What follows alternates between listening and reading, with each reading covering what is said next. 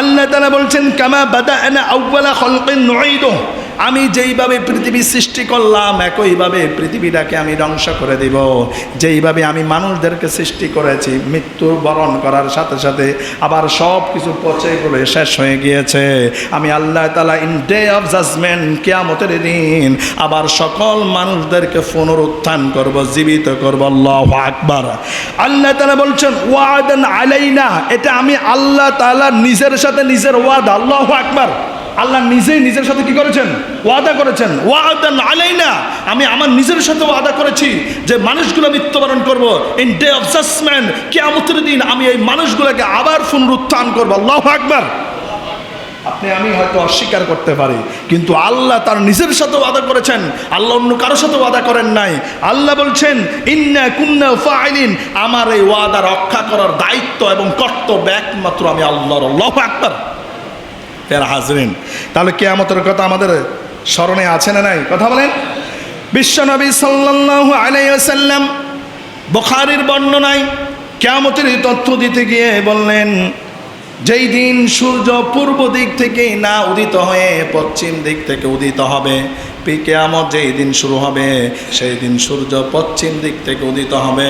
সূর্য যখন পশ্চিম দিক থেকে উদিত হবে তখন নাস্তিক রাম বামগুলা ইহুদি খ্রিস্টানগুলা ঈমান গ্রহণ করতে শুরু করবে। তারা যখন ঈমান আনতে শুরু করবে, তারা যখন তাওবা করতে শুরু করবে, আল্লাহ তাদের তাওবা কবুল করবেন না। সেই দিন তাদের ঈমানকে গ্রহণ করা হবে না। কি করা হবে না? ঈমানটাকে গ্রহণ করা হবে না। বিশ্বনবী সাল্লাল্লাহু আলাইহি ওয়াসাল্লাম বলেন তাদের ঈমান গ্রহণ করা হবে না। এবং যেই দিন কিয়ামত হবে পৃথিবীর মানুষগুলা স্বাভাবিকভাবে নিজেদের কাজের মধ্যে নিজেরা ব্যস্ত থাকবে। আমরা এখন যেইভাবে আমাদের কাজের মধ্যে আমরা ব্যস্ত রয়েছি, লিপ্ত রয়েছি, ইন ডে অফ জাজমেন্ট, কিয়ামতের দিন আমরা আমাদের কাজের মধ্যে এইভাবে করে ব্যস্ত আর লিপ্ত থাকব।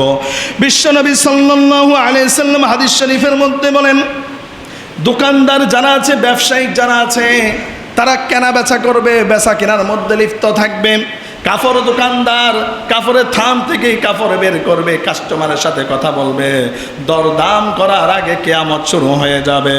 এবং কি যিনি দুধ দহন করে, গাভীর থেকে দুধ দহন করে, ওই দুধ দহনকারী গাভীর থেকে দুধ দহন করবে, দুধ দহন করে এই দুধ ঘরের মধ্যে নিয়ে যাবে, কিন্তু পান করতে পারবে না। পান করার আগে ইন ডে অফ জাজমেন্ট কিয়ামত শুরু হয়ে যাবে। শুধু তাই নয়, একজন ব্যক্তি হাউস তৈরি করবে, ওই হাউস থেকে পানি পান করার আগে আগে কিয়ামত শুরু হয়ে যাবে। এমন একজন ব্যক্তি, তিনি খাবারের জন্য ভাতের লোকমা নেবেন। কি নেবেন? লোকমাটা নেবেন, হাতের মধ্যে মুখে দিতে পারবেন না, এই মুহূর্তে কিয়ামত শুরু হয়ে যাবে। আল্লাহু আকবার। তার মানে প্রত্যেকটা মানুষ দুনিয়া তার নিজের ব্যস্ততা নিয়ে, নিজের কাজকর্ম নিয়ে ব্যস্ততার মধ্যে থাকবে। ইন ডে অফ জাজমেন্ট, ওই মুহূর্তে আল্লাহ তাআলা কিয়ামত শুরু করে দিবেন। আল্লাহু আকবার।